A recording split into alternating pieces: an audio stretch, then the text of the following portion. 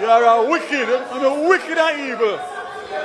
Bad mind don't go on yet from September 3rd. You don't need to get hot under the collar. It's a legitimate question I'm asking. And I'm just, so don't bother about having a financial background. I want to know a simple question. Are you going to ensure the funding is in place? Is that he would not release the $150 million unless he knew where the $200 million was coming from. That's what he said. That's what he said. That's what he said. Hansard is there. Hansard is there. Daryl Vaz, him no business. The man just a go on a way in the house, Rasta. The government and the opposition is in the other years.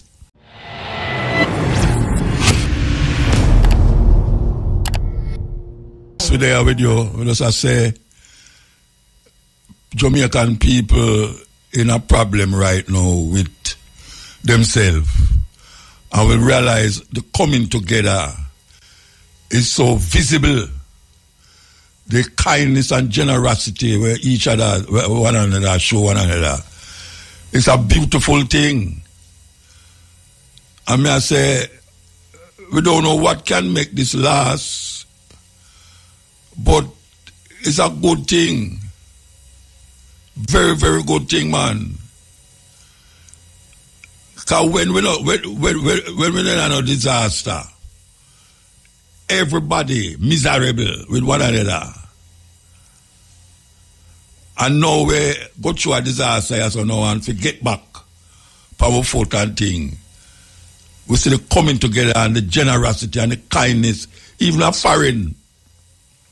The people them who come on here so for come help. The amount of container will come from all over the place to come help Jamaica put themselves together. It's sweet, man. Meanwhile, back in Parliament, the government and the opposition is in the other years.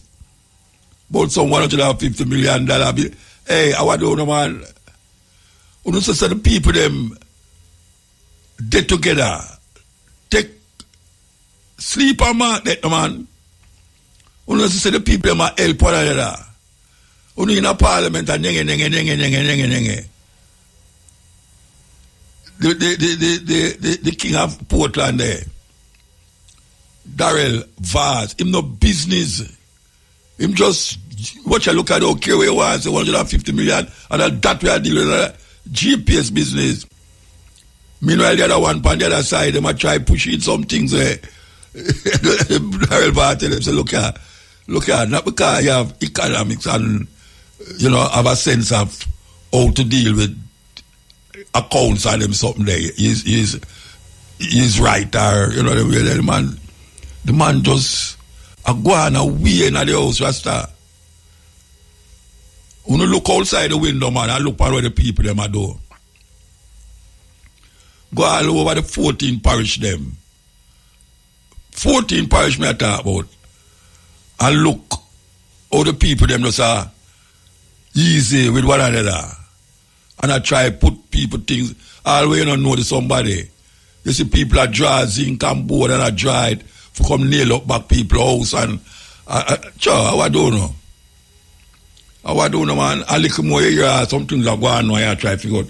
So we all them whole heap of money there where we hear that come at Jamaica.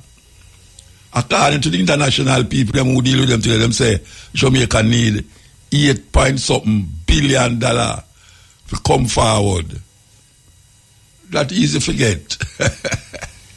Easy forget.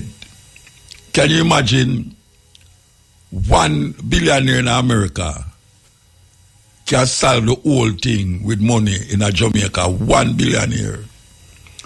Let me say the 3 richest men in the world can stop poverty and hunger in the world.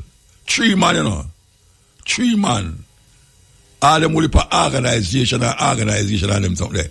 It takes 3 men to stop poverty and hunger in the earth.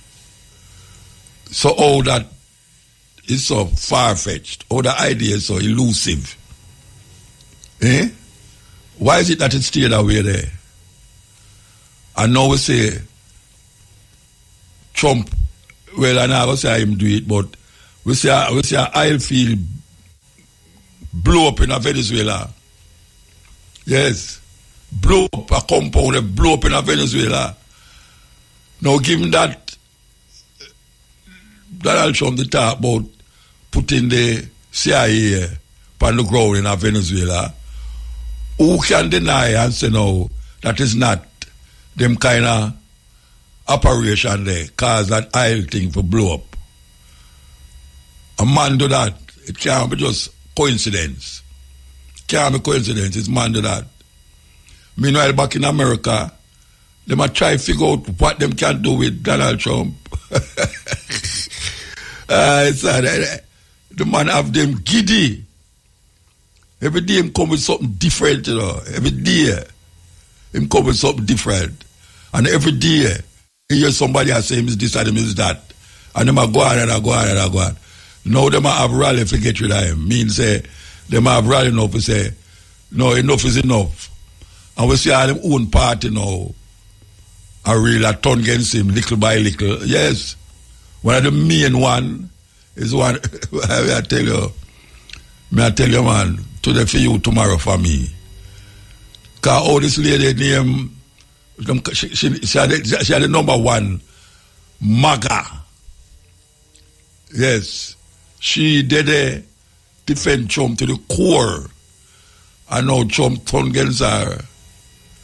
And said she's like, even though she named green, she's like a brown leaf, a reader. And now she come out that she talk where she want to talk freely. She sound like a Democrat now. Marjorie Taylor me I talk about. So, I will watch all we are going there so too. The man said the middle name is Steve. And one of them first name is a thief too. And them third name a thief. Now, you see the foreigner them and the organization them and the group them we're supposed to help. Enough money.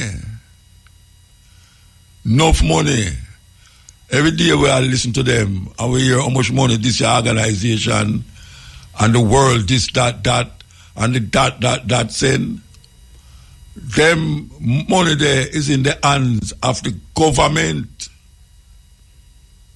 It's in the hands of the government. Listen, them send out a thing say Jamaica need $8.something billion to come back. It would have been interested to know with the foreign donors them how much money Jamaica get already. How much billions of dollars them get already, because $8.something billion, you know, over $1 trillion. Over $1 trillion that, you know. I know say the Jamaican budget, you know, reach this or maybe it reach this or, but me like no. Me like no. I mean no Jamaica like no too. All of the donations that Jamaican get already, how much money it come up to? That you can say your minus that out of the $8 billion. Because every day I get up here and say this organization donate how much $1 billion, how much $1 million, and I hear them a fight over $1 million in the house. Yes, and I say them want account figure. Hey, watch a man. Them people there. Because remember the COVID thing, up to now, you know, we don't hear nothing about certain money, you know. Them are going like say we forget, you know, and them are going like say where we get them conspiracy there from. Certain money, you know, get account for up to now with the COVID. So the people them want to know what is happening and what's supposed to happen after them add up all of them donation there, how much more money them need to reach that $8 billion US. How much more money them need? Because not only the money too, because even the aid where them get right now supposed to add up in it. Anyway, we're going to go for the news and come forward. News time. A chef was shot and killed along the Prairie Main Road in St. Anne last night. He is 31-year-old Dadsman Diagila, otherwise called Biggs, of Salem in Runaway Bay, St. Anne. Police say at around 10:15 p.m., Diagila was standing at a bus stop when a white Toyota Oxio motor car approached him.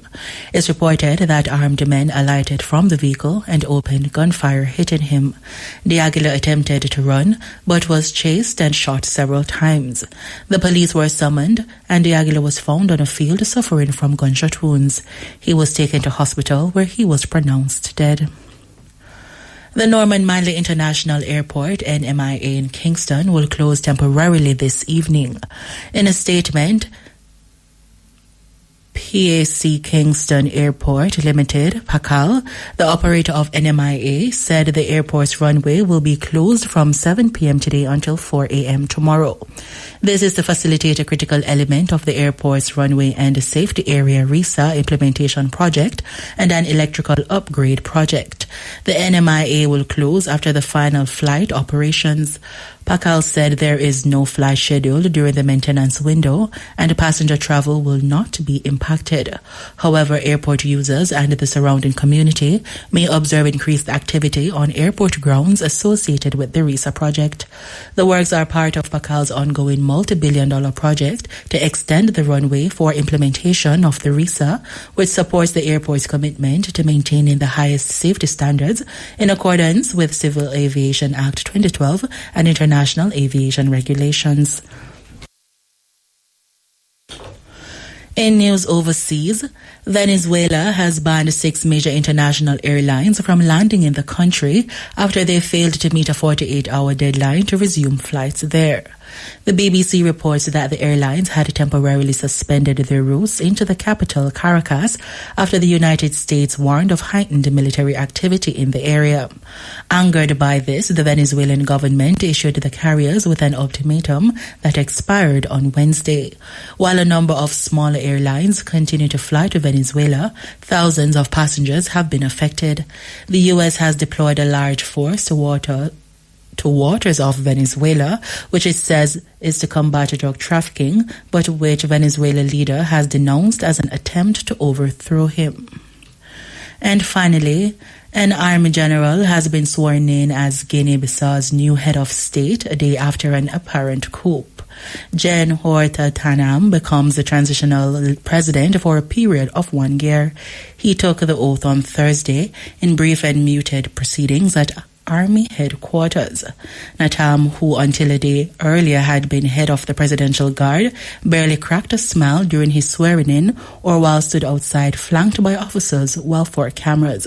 According to BBC reports, some civil society groups in Guinea-Bissau have accused outgoing President Umaru Sissoko Embalo of masterminding a simulated coup against himself with the help of the military, saying it was a ruse to block election results from coming out in case he lost. The people seem to be chipping in with each other, well, to help each other. And when I say the government them do nothing, I would be really wicked to say that. The government is doing what them can do, and I can see that they are doing what they are doing. And I go like that.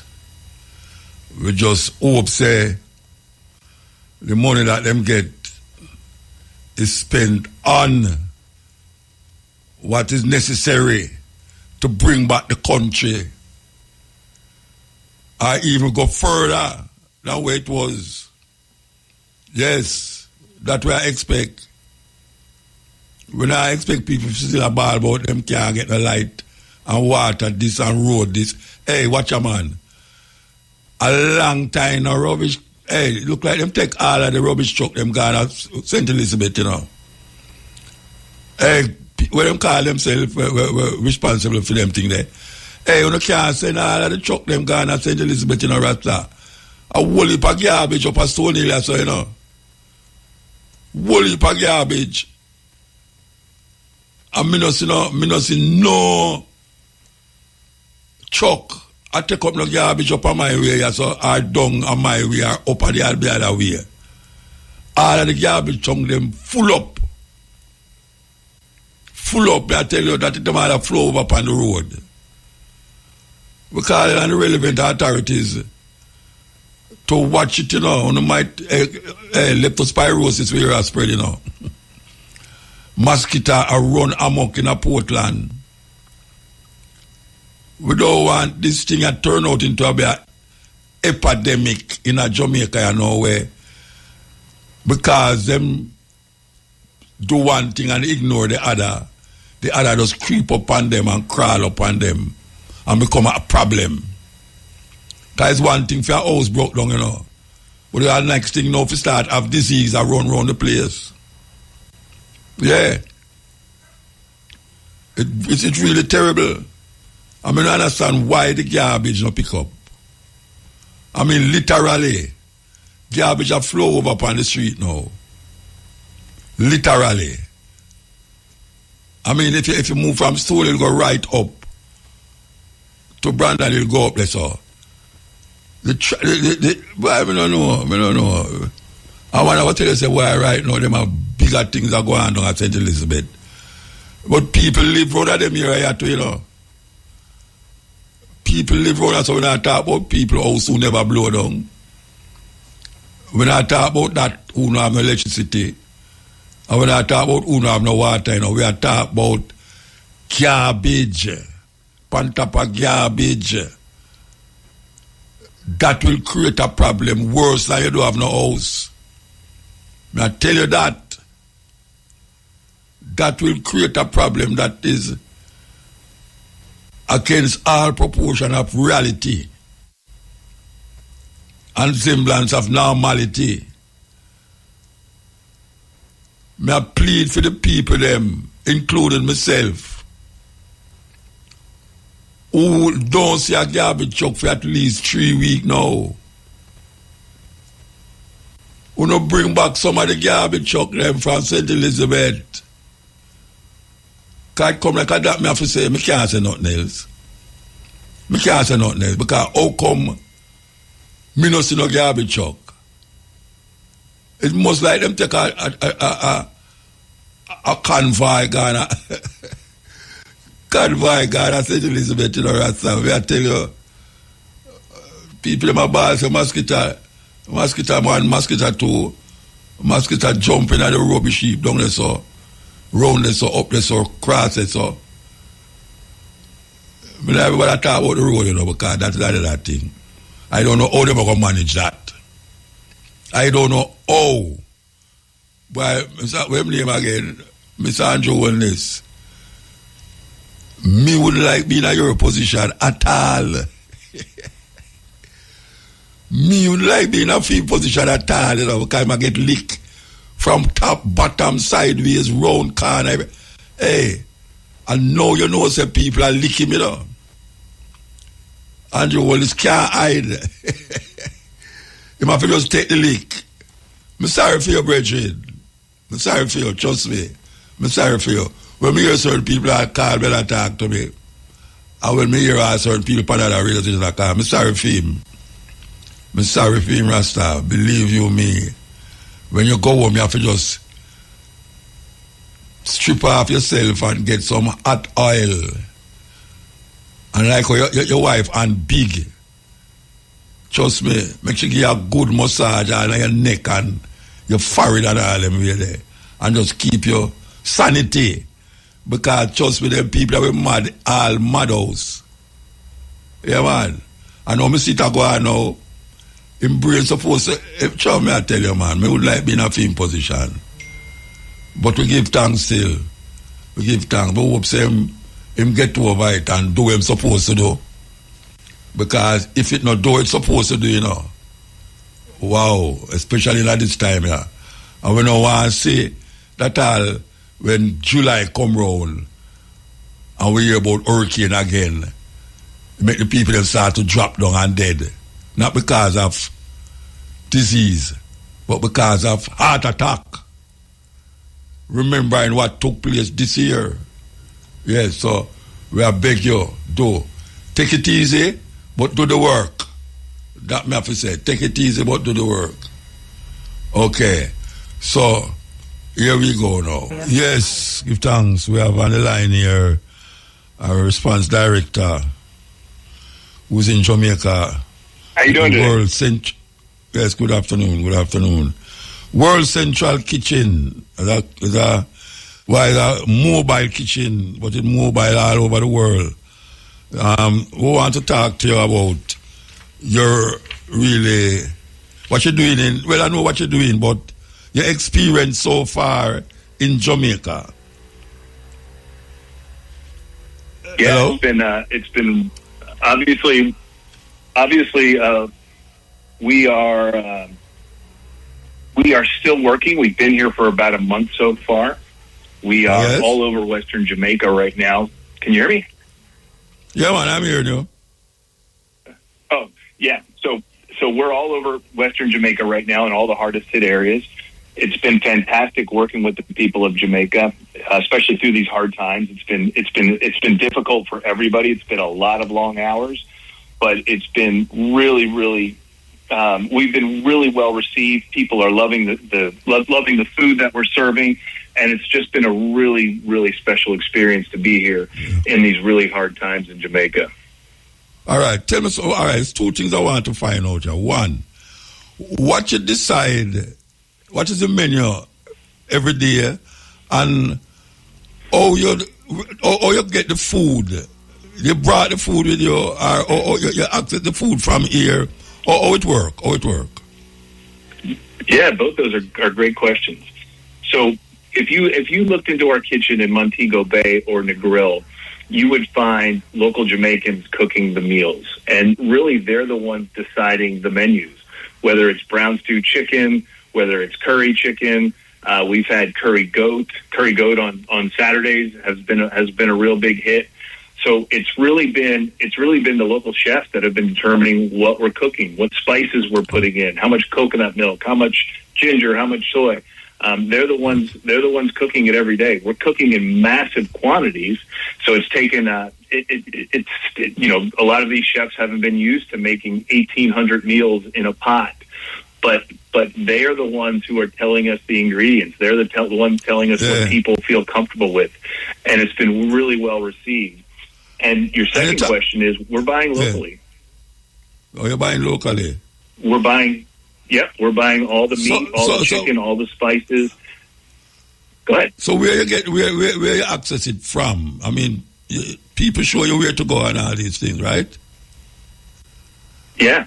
We've been purchasing. We purchased large quantities of chicken locally. We purchased large quantities of goat. We purchased the rice, the beans, the peas.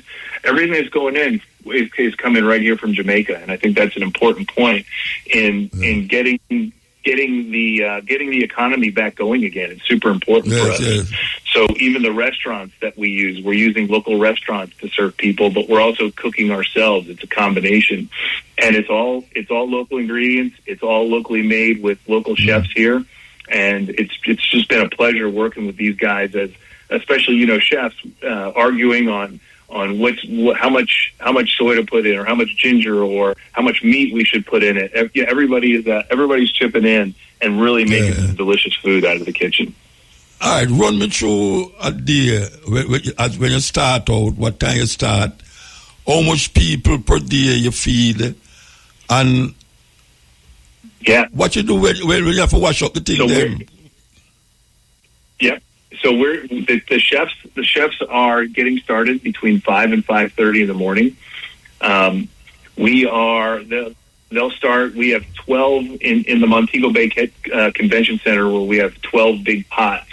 We're cooking about almost 50,000 meals per day. So hold on. You cook 50,000. You feed 50,000 meals per day. That's what you're saying? we're actually feeding more than that. That's just the Montego Bay. We have a kitchen in the Grill. We have restaurants that are working with us in Mandeville. We're doing about 120,000 meals per day. You're serious? Yep, 120,000 meals per day. That's phenomenal, man. And it's amazing. And you have places to store all of this, right? You have the meat and all these things. You have big freezers and things to store them. And people donate that, or what how it goes? People donate people donate the freezers and the fridge. How it work? So we, most of the time, will either contract it or we have people that will donate it. It depends. We will purchase it if we can't find it, but if there's generous people out there that want to donate it, it's more meals that we can put in the mouths of Jamaicans. So we set this up from scratch. Like I said, we're in the convention center. We're in a restaurant in the Grill. We started from nothing. It was floor space, and we brought in the big pots. We hooked up the gas lines. We have people like some of the big gas companies coming in to help us. People who either donated or rented forklifts. All the space at the convention center that they've given us has really been able to help us feed as many people as we are. It's just been a very, very kind of outpouring of community help here in Jamaica to do what we're doing today. And how much have you come as and the entourage? How much have the members come in a situation like this? How much fly in to do this work? How much have you fly in to do it? Yeah, so we had about 50 to 60 people fly in for this, but we've hired another 500 local Jamaicans to help us out. So these are the people. Again, these are the chefs. These are the drivers that take food out into the communities. These are the people that serve in the communities. These are the people that will, to take inventory for us or make sure the chefs have what they need, make sure that the food is put into hot boxes as it goes out. So it's been it's a large operation to do 120,000 a day. Of course, I never heard that before. So like you're on a Navy ship. I never heard that before. All right. So how long will you be there? How long are you going to be there? So we'll probably be here till around Christmas time. That's as far out as I can see right now. It's hard to tell. There is electricity coming back on. Hopefully the water will be coming on soon.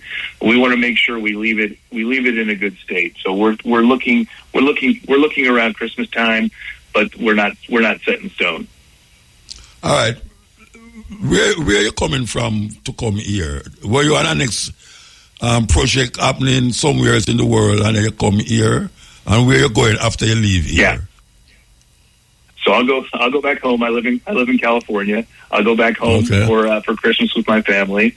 Before I came here, I was in Alaska. There was a big typhoon that hit in Alaska, and we were feeding people up in Alaska. And then we saw the hurricane coming to Jamaica, so we put our team together, went to Miami, and we were ready to go the minute the storm passed to start helping out and feeding people. You don't get like days. You try and find out where you is at the time when you is there. Like you're moving so fast that you lose perspective sometime. Yeah, that's exactly it. We do move very fast. World Central Kitchen wants to be first. We want to be first to the front line because it really does help people to know after a disaster like this that somebody's out there, somebody's caring.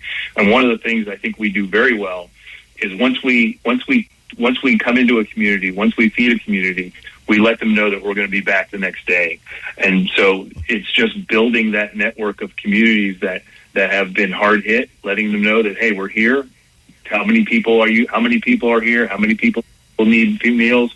We'll take that information. We'll start cooking the food, and we'll be bringing it out every day until they start seeing a recovery, until they start getting back on their feet, until restaurants start opening up again, until stores start opening up again. We'll be there for them. So what you provide? Just what dinner? You don't provide breakfast, lunch, and dinner. You just one cooking, right? No, one cooking per day. One cooking per day. So we'll go out and it's a hearty meal. It's got protein, it's got starch, it's got vegetables. We try and make it a really healthy meal, a really hearty meal, something that people really enjoy. But it's one meal a day in each community. And the support from the government is well, that's how you get into the center and these things. That is how you make the connection with the government, and the government kind of help you along to identify different places, or you work it out. The logistics of that. I think it's a little bit of both. I think the government's been very receptive here. The Prime Minister, the Minister of Tourism, everybody's been very welcoming to us here. If there are communities that need help, we certainly will listen to anybody where the help is needed. But we also have a team that will go out. They'll drive into communities and see the damage, and they'll do an assessment, and they'll figure out how many meals, and they'll send it back to our kitchen and say, hey, this community needs 300 meals tomorrow.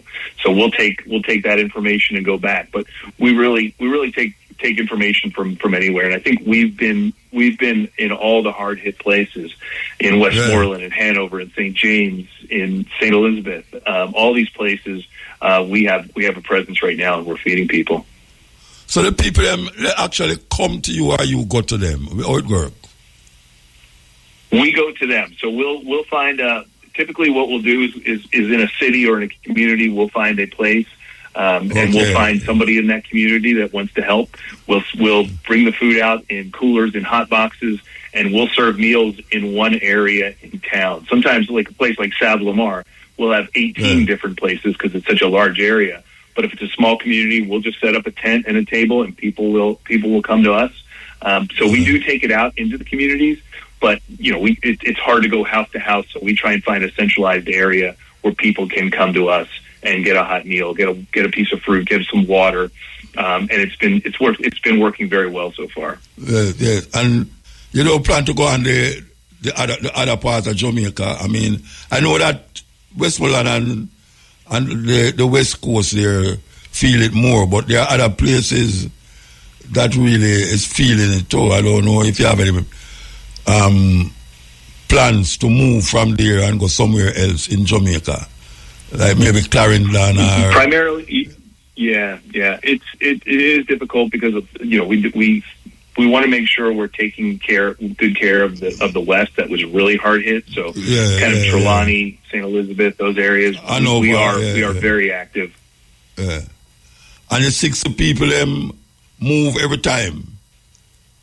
The people that are coming, they move every time. It depends on how big it is. It could be a small fire. It could be a flood. It could be a tornado. On something this big, it was a lot more people because we needed to cover a lot bigger area.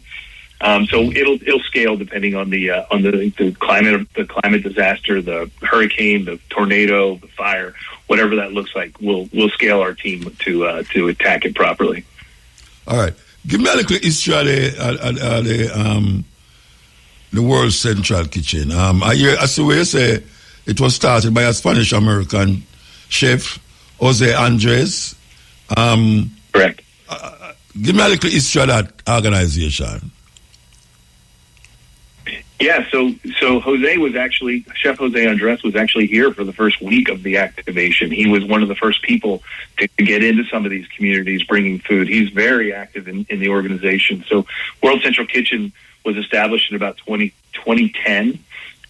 We've been doing this for about 25 years now. Really have been kind of growing to where it's at right now, where we are a worldwide presence in emergency feeding, especially after disasters. Right now we have a team in Brazil, we have a team in the Philippines, we have a team in Gaza, we have a team in Ukraine. We're here in Jamaica helping out. So we are spread out all over the world wherever we're needed, helping people in times of crisis. Have you ever been into a place where you are not welcome because of the organization affiliation with a country or a place? I wouldn't say we were never not welcomed. I think people may not have known about us, and so it's really just getting somewhere and letting them know what we can do, how we can do it. We're certainly not a political organization. Our main goal is to feed people. That's it. So I think once either governments, countries, cities, once they see what we can do, while they may not understand us in the beginning, we're always welcomed at the end. And I think that's the most important thing, because we are committed. What they don't usually understand, you say, and sometimes they don't understand. What they usually don't understand? Well, they don't understand what we do and how we do it. And so when we say we're going to come in and feed the people, when we come in and say we're going to expand rapidly, when we come in and say we're going to be hiring local people, and we're going to be helping local restaurants, and we're going to be buying from farmers, you really have to prove that, right? You have to show people that you're not just coming in and talking. You have to show it through your actions. You have to show them that you're committed to helping the people. And so I think, the understanding, they may not just be familiar with World Central Kitchen and the scope and the power of what we do. And I think once we sit down and once we show them what we're able to do, I think we're certainly appreciated wherever we've been. Yeah, that's wonderful, man. That's wonderful. So you say you're leaving when? Next month? Yeah, we're going to be here for at least another month. That's about as far as I can see right now. What we don't want to do is we don't want to overstay. We don't want to create a dependency. We don't want restaurants feeling like people are coming for meals and they're not going to restaurants. Yeah, so we want to make sure we're thinking about the local economy as well. Okay. Well, we'll give thanks for that. And obviously you're doing something extraordinary, because 100,000 meals a day. Let me say, you got millions already. Like, we're fast approaching 3 million. We're at 2.5 million meals served. No, that's amazing. That's wonderful. Amazing, man. It's wonderful. It's amazing, man. 2.4 million people it really already. It feels good. It really feels good, and it really feels good when we can also, help the Jamaicans, help Jamaicans helping Jamaicans. I mean, I think that's one of the most important things that we're doing. The good thing about it is that Jamaicans involved in the cooking. That's beautiful. Yeah, that's what I'm approaching them. We wouldn't do it any other way. I see one of my brethren, them must store a big pot to, and I call him name, but one of my artist brethren, them I see must store a big pot down the one at a time. So that's beautiful, man. Give thanks. Okay. All right, give thanks. It was nice speaking to you. Response Director, John Tarpe. Give thanks, brethren. Give thanks. Thanks for having me. I appreciate it. And thanks for telling the story. It really is great. Thank you. All right, yes. That was what we call him now, the Response Director, John Tarpe, and it's World Central Kitchen. You the man said them gone 2.something million people, feeding 2.8 million already, and them are going to left them now, left them now. Next month them are left. Well, next month they're near still, but it's amazing. 100,000 people get food per day. 2 million or something, that are the population of Jamaica. That are the population of Jamaica. If they feed 2.something million people already. Jamaica what? 3 million maybe. Enough people that. Enough food that, trust me. Come and see the pot them, They look like a cauldron, They look like all of them pot where you used to boil cane in the cane juice in to make sugar. Big pot. You have to turn up with a big spoon and stay far and store it. Yeah, man, that's good that them work with the Jamaican people, them, the farmer, them, and the wholesalers, the retailers, them, and all them. We give thanks for that, man. Can't say nothing about that. Nothing at all. More than good work. Good work. May I say that? Okay. So, sir, may I tell you, that's why I say, you see this thing here show, say Jamaican people care, Jamaican people care, Rasta. No care what them want to say. Jamaican people care. The only problem with it is that we only care when one another is in need. We're supposed to care for ones, whether he's in need or not. Show that love and understanding, that generosity and kindness to each other. That is what we really need. So you see, every kind of people come together for help. Every kind of people were in a problem. Yeah, man. It lifts your spirit. It makes you feel like, yes, you know, we're not all that bad. Everything is not lost. No care how we go on and no care how we behave sometimes to each other. We really see Jamaican people care. And the people, let me say it already, you know, from a comeback, you know, I say it, you know. The people, them out of Jamaica, them love Jamaica. How much time I say it already since me come back here? The people, them love Jamaica, Rasta. Me never say so much ones who not Jamaican talk to me about this thing so much. And people help on my WhatsApp and all them something there. People who me don't even know. Me don't know where them get my number from.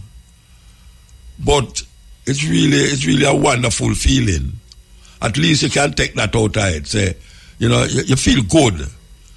And even though you hear people about say, why I not get that? I mean, I see a politician coming on me here, you know, watch a man. Me feel good about what is happening in Jamaica at this moment. And look what it take to make the people them realize, say, everybody is everybody. As I and I say, it's I and I, not you and me. It's not me and them. You know, it's I and I. I and I recognize. So to see the goodness in things, you have to see yourself in things. That is a lecture in itself. To see the goodness in things, you have to see yourself in things. And right now we see people, I say, why, may I tell you, me know them people, they feel, you know, Rasta. Imagine you get up one day and you don't have no house. Something where you spend all of your life a bill. And it could happen to anybody. Anybody it could happen to. So if we have to really take a stock and watch how we live, when nothing happen, no disaster not happen. We have to go and pass the disaster now and see each other as each other. And just that we are saying, you know. Just that we are saying. So I feel good for no say, yes, people have a rally road, one another. This is the stepping razor, the art of war. Here we go. Yours truly. This is Fire the Hammer. May I tell you how much thing the hammer can do. Hey, Richie Stevens, maybe should I just go out True Value go buy 2 hammer one. Should I go buy 2 hammers? See what we can do with it. But here we know. We want to play this tune, you know. This tune, we have played for all the people them who really want some spiritual help in them soul right now. Because many of them want it. You know, and when I get it out of the church, because the church does the same old thing. We have to go into itself. Where we are looking for in the sky, inside away. That's why I can't agree with this thing about grant true wisdom from above. Wisdom not come from above. Wisdom come through experience. Wisdom come through experience. It not come from above. So we're going to play this song for all the people them who really need that strength and that spirit to move them out of this madness what happened to it. The sister named Tessan Chin. Yeah, man, may I tell you, that is so, hey, she can't sing, you know, Rasta. She can't sing, man, trust me.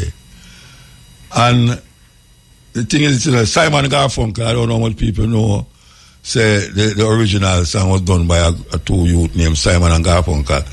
And that was a big tune. Big tune. But you take it and carry it to a next level. You just sing a go on. I try to get out of it, I hope, say, out of this, something greater than where we left before Melissa will happen. Some greater thing will happen. We hope. Because we can only hope at this moment in time. Because we don't know what fate have in front of us and what will happen. So we just search for that feeling of joy and happiness that can carry through to the next level. Because we need to go to the next level. We stand up too long over there, so. And I dilly-dally and I realize we are all in this thing together. We have to work it out. We have to work it out. Because it's not the last time a hurricane will come. Maybe not as terrible, or so we hope again.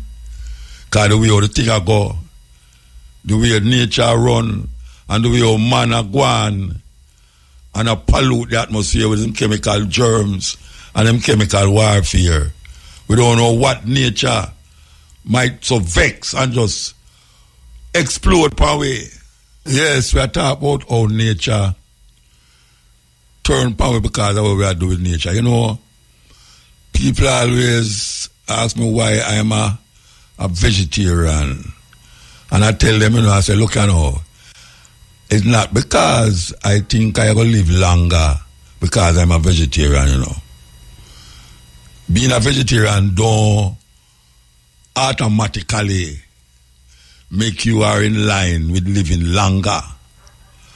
My reason for being a vegetarian is because I'm an animal rights person. If animal was with food, it wouldn't have iron foot to see when we are come and run left way. So, part of our demise is because we're not caring for the animals who there before we. Man is the last thing for come on earth. The trees there, the animal them there, all of them things that they have before man. But man come and dominate the process and start to feel like say him have authority and a certain thing. But look where I do. Look where I do to the planet. And the planet is now reacting to what he is doing. So I don't have no illusion about the more I eat vegetarian, the longer I will live. I don't have that. Because I see man and have some things where they might live till 100 years old and they might not vegetarian and none. Me just feel like say, me not really want. You see when me look on the cow and the goat and all them something there, me I say part of me in there. Yes. Part of me. And in the Native American them, you see when them about kill an animal, them have a ritual feat, where them pay homage. Just like when a white man go to Africa and say, the African attack to the tree. He must say, what kind of madness that? But he must talk to the tree because he knows him going to chop it down to survive and make house and build boat and something there. So he must prepare Pitan's feet and say, look, boy, I'm sorry, say, I'm going to do this thing. And yes, go through a whole ritual. But we reach a stage now where we don't even care for animal. We don't care for them. And that is part of our demise right now. That is part of it. That we do so much cruelty to animal. We start to spill over upon ourselves, human beings. Listen, I want you to listen to this, my brethren. Yes, turbulence. Yes, turbulence. Yeah. Yes. Yeah, well, that's a serious thing. Animal for live to man. I don't say God, them for live. Them the power earth for a purpose. Just like we. I say we are, we are make something now named AI, artificial intelligence, where seems like it give human beings a hint, say watch out, not go there too long, Yeah, man. The AI them, where man a make now, a think for themselves, and a contradict man argument about certain things now. Actually, I show them, say, look, we don't have no time, so our time now, can you imagine, say, a human being make them? Just like how man talk about a God make man, a man turn against God. No man a make AI go turn against man. And it goes on and on and on and on and on and on. Serious thing. Female names first. Adonai. Adonai. A-D-U-N-N-I, Adonai. Means sweet. Sweet. Afafa. Afafa. A-F-A, Afafa means virtue. Virtue. Afifa. Afifa. A-F-I-F-A, Afifa means virtuous. Virtuous. Akenke. Akenke. A-K-E-N-K-E. Akenke means precious daughter. Precious daughter. So that's Adonai. Adonai, A-D-U-N-N-I, means sweet. Afafa, A-F-A-A-F-A, means virtue. Afifa, A-F-I-F-A, Afifa means virtuous. And Akenke, A-K-E-N-K-E, Akenke means precious daughter. Male names, Akilai, Akilai, A-K-I-L-I, Akilai. Born strong. Born strong. Amar. Amar. A-M-A-R. Amar means long life. Long life. Amadi. Amadi. A-M-A-D-I. Amadi means one who stand tall. One who stand tall. Arifa. Arifa. A-R-I-F-A. Arifa means knowledgeable. Knowledgeable. So that's Akile. A-K-I-L-I. Akile means born strong. Amar. A-M-A-R means long life. Amadi. A-M-A-D-I. Amadi means one who stands tall. And Arifa. A-R-I-F-A. Arifa means knowledgeable. African names. That news time. Now the details. St. James and St. Anne are the parishes with the most suspected, probable or confirmed leptospirosis cases. Speaking at a press conference today, Principal Medical Officer and National Epidemiologist Dr. Karen Webster-Carr said St. James recorded 14 suspected cases, 8 of which have been confirmed. St. Anne recorded 8 suspected cases, 3 of which have been confirmed. She noted that as at yesterday, there were 90 suspected leptospirosis cases in Jamaica. Dr. Webster-Carr explained that 7 of the suspected cases previously reported were discarded due to negative results. She said 21 cases have been confirmed, 18 of which are considered post-Hurricane Melissa cases. Turning to deaths, she noted that of the 14 leptospirosis-related deaths, 6 have been confirmed. The national epidemiologist said the confirmed deaths are deemed post-Hurricane Melissa casualties. At this time, on the 26th of November, we would have 90 cases total for 2025, 51 pre-Melissa and 39 post-Melissa. Of the 90 for 2025, 21 were confirmed, 3 pre-Melissa, and 18 post. We have had 14 leptospirosis-related deaths, 6 of which have been confirmed. 4 pre-Melissa and 10 post-Melissa, with 6 confirmed cases, all being from post-Melissa. Principal Medical Officer and National Epidemiologist Dr. Karen Webster Carr. Of the confirmed cases, St. James recorded 8 and St. Anne 3. Amid growing concerns about water safety in flood-affected communities, the Health Ministry says it is ramping up national efforts to ensure the best possible protection of public health. Speaking at a press conference this morning, Portfolio Minister Dr. Christopher Tufton said 371 boxes of chlorine aqua tablets have already been distributed across the health regions.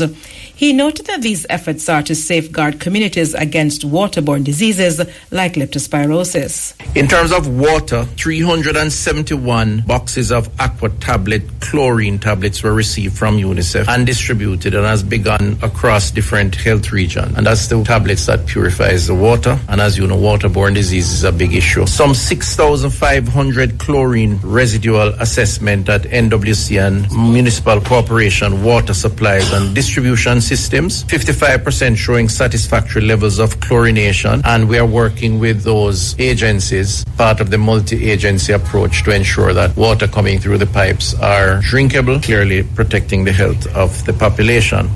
He also gave the assurance that normality is being restored, noting progress in water treatment operations and the recent arrival of key supplies to support the recovery effort.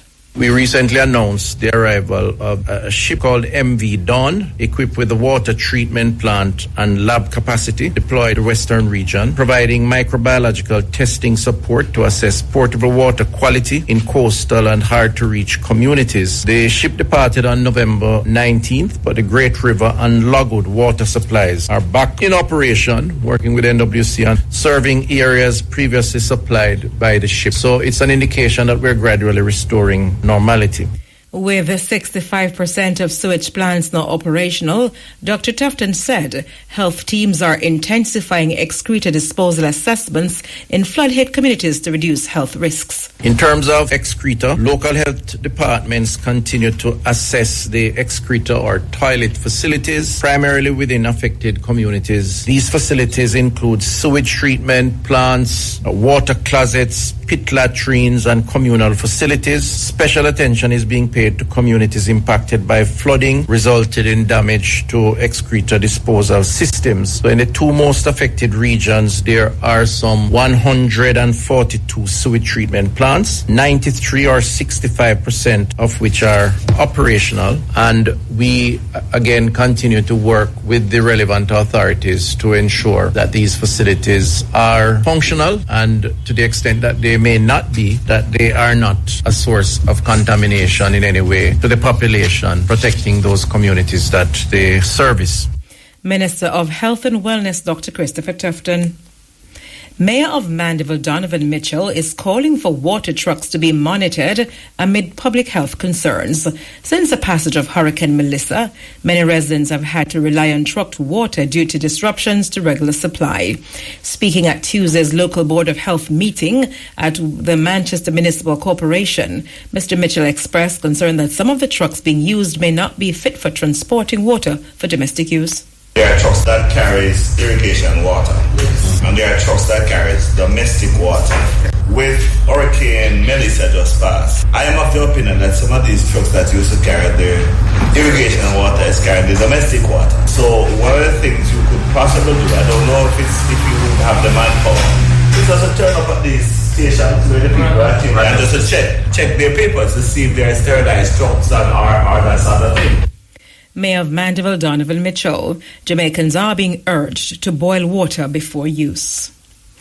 The Isle of Jamaica Telethon raised more than $65 million towards the National Hurricane Melissa Relief Program. Minister of Culture Olivia Grange made the announcement today. The fundraising event took place on Sunday and was broadcast on national television and streamed across the world via social media. Ms. Grange explained that $45.7 million has already been received and deposited to the Support Jamaica account, and an additional $20 million, which has been pledged, is expected to be received soon.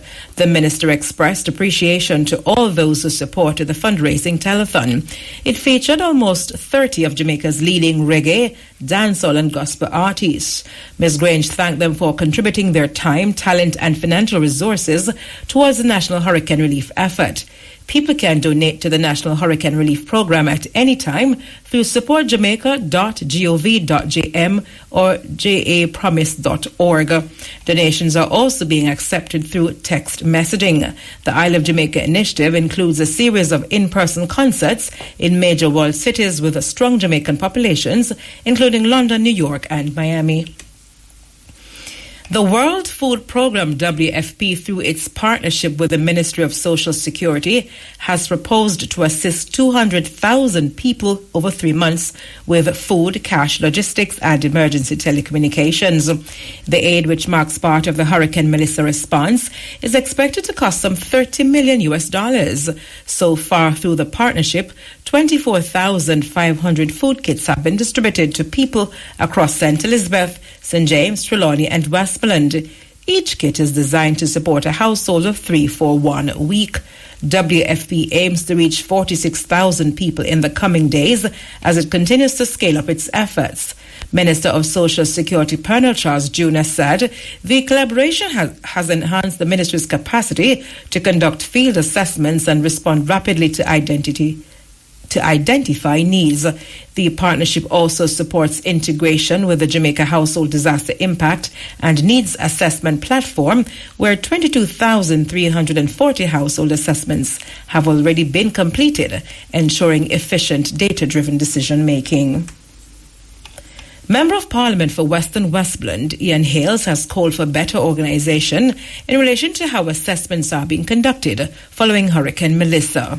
Speaking at a People's National Party press briefing on Tuesday, Mr. Hales said he had not been provided with the criteria for the volunteers doing the assessments. Mr. Hales noted that more people are needed to speed up the assessment process because affected residents are frustrated.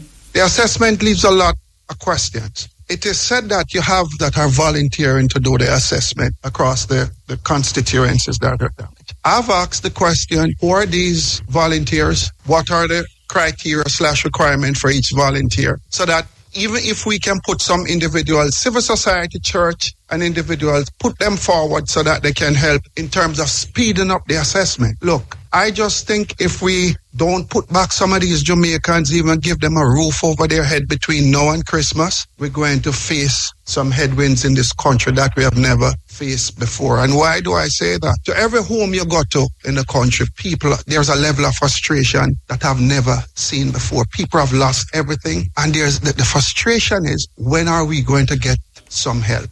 Mr. Hales lamented that he is not being given adequate resources to support affected residents. You can't look at me as a member of parliament and say, you know what, pick 100 of your citizens. And when you pick the 100 citizens, what about the rest that going to turn against me as member of parliament? What about those individuals? Because they need help too. How do you go ahead and pick the 100 to give 100,000? For me, I'm doing mine a little different. I'm giving each church one individual within that community that has been severely affected. I don't look at this thing as political PNP, JLP. So the church is going to get involved along with myself in terms of ensuring that we can pick 100 of our citizens. But picking 100 from 9 or 8,000 that have been affected, it's very difficult.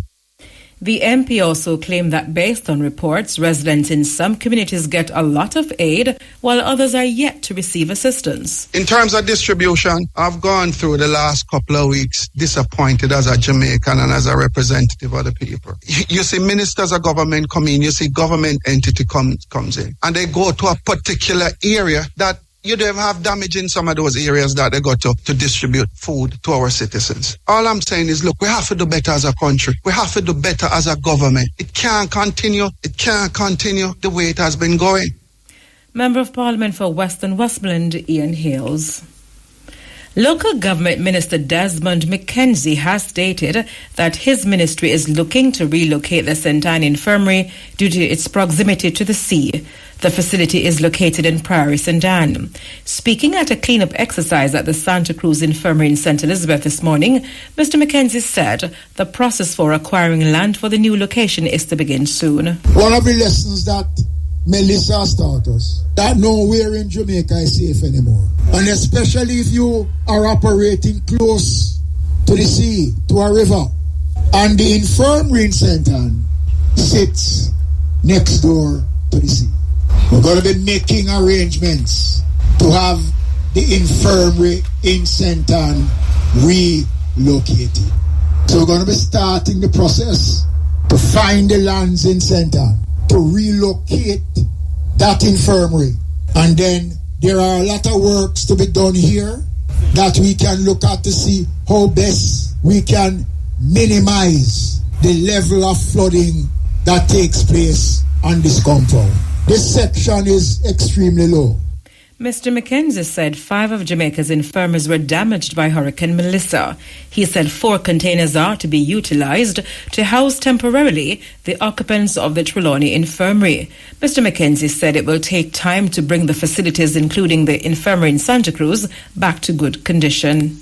When I was here last week and I walked through the ward and I saw the conditions, I said, look, anything that it takes, let us start the repairs immediately so that we can ease the discomfort and to put them back in a place where they are much more comfortable. It's going to take some time for us to bring back the facilities to what it used to be. At least 5 of our infirmaries across the country has been affected. Trelawney has no facility. And I am pleased to know that following yesterday's visit, we are now in the process of making arrangements to secure 4 of the units. We went and looked at them. It's the containerized that has been refitted. We're going to be purchasing 4 of them as quickly as possible. We have started the process. And in another 4 weeks' time, I'm hoping that we'll be able to complete the process, to put them down, and to make sure Christmas can catch them, not at William Nip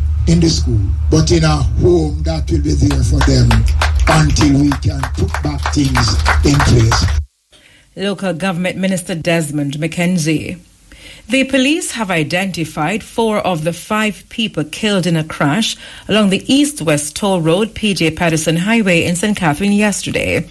Dead are 40-year-old Daryl Johnson, a construction worker of Oteria, St. Anne, 49-year-old Marcia Reed of Havendale, Kingston, 59-year-old Dinford Gardner of Independence City, Portmore, St. Catherine, and 54-year-old Sharon Roberts of Comfort District in Williamsfield, Manchester. Reports are that at about 3 p.m., a Toyota Hiace bus was being operated as a taxi when on reaching a section of the highway, the driver lost control and the vehicle veered into a ditch. Several occupants, including a child, sustained injuries and were taken to hospital where 5 of them succumbed. Works Minister Robert Morgan says persons responsible for damage to roads will be fined. Mr. Morgan explains that the authorities will implement the section of the Road Traffic Act that allows for the $300,000 fine for such breaches. This comes against concerns about damage to road surface due to the spillage of cement. And engineers will tell us cement and asphalt do not mix. Asphalt is an elastic compound, cement is a rigid compound. Asphalt is meant to expand, cement is not. So we are no longer interested in any conversation about cement trucks and cement on the road. And we are imploring the cement truck drivers and owners that we have warned enough, we have encouraged enough, we have pleaded enough. We're going to implement a section of the Road Traffic Act that says something emanates from the vehicle you're driving that damages the road infrastructure. The fine is $300,000. We have not implemented it before, but we're going to implement it now, which means that for each time a cement truck drops cement on the road, the fine will be $300,000. So if you drop it 10 times, the fine is $3 million. Mr. Morgan emphasizes that the government needs to get value for its investment in road upgrades. The public invests significant amount of money in road infrastructure. Last year we spent over $7 billion in routine maintenance. But yet, in many cases, the government is not getting value for that investment. And there are varying reasons why we're not getting value for that investment. And one of them is persons, not just cement trucks, but people who dump aggregate on the road, people who do all of these things. And as we recover and we're building resilience coming out of Melissa, one of the contemplations we have to think about is value for money. Because I cannot hold a contractor accountable for a road that is decaying before time when he is not responsible for the decay. So the damage to our roads fundamentally undermines the contractual relationship between the contractor and the contractee, because there's an intervening act between the two. So when you dump cement on Red Hills Road, I cannot blame the contractor if the road decays before time, which means that the public does not get value for money. Works Minister Robert Morgan. The Jamaica Labour Party JLP Standing Committee has decided to cancel this year's staging of the party's annual conference, which usually takes place in late November. In a statement today, the JLP said the committee met on November 18 and members took the unanimous decision. Chairman of the JLP Communication Task Force, Senator Abka Fitzhenley, said the cancellation will ensure that the JLP can focus all its energy on recovery from Hurricane Melissa.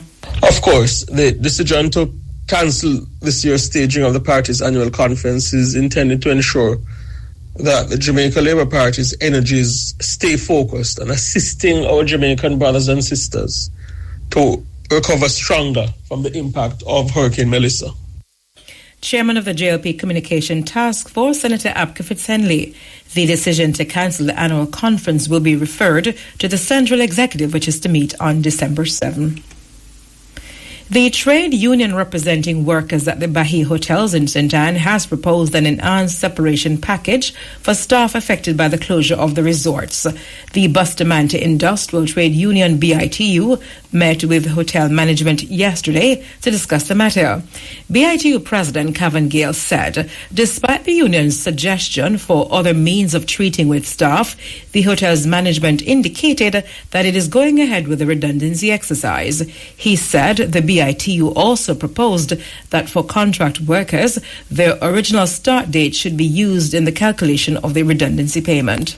Given what we consider to be the extraordinary economic and social circumstances created by their intention that would mark significant job losses, we would have proposed to the hotel what we consider an enhanced redundancy payment provision outside of what is prescribed by law to include certain other payments as part of the calculation. Significant to that, we would have been proposing for employees who would have been on fixed-term contract before becoming permanent, that the actual date of joining would have been used for the calculation of any redundancy payment. Mr. Gale said the union also asked for a waiver on staff loans. Critical also would have been a situation where some employees would have had financial obligations in the form of loans or outstanding payments due to the hotel. We have asked for a waiver of that. And we have also requested the first right of recall for our members once the hotel resumes. This is an intention that, it's consistent with established treatment of workers during any temporary closure in the industry to ensure the experience and the trained workers who understand the hotel systems and standards can be re-engaged. The BITU and the hotel's management will resume talks on Friday. The parties on Friday will have to resume those discussions at the Ministry of Labour. The hotel has indicated that they have received our proposals. They would have to discuss those proposals with their principals and get back to us. So we hope and anticipate that good sense will prevail. And so our request for an enhanced separation package will be accepted favorably on behalf of the workers that we are representing.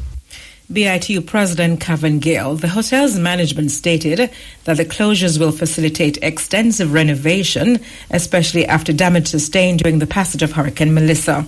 About 1,600 workers from the Bahia Principe Grand Jamaica and Bahia Principe Luxury Runaway resorts are affected.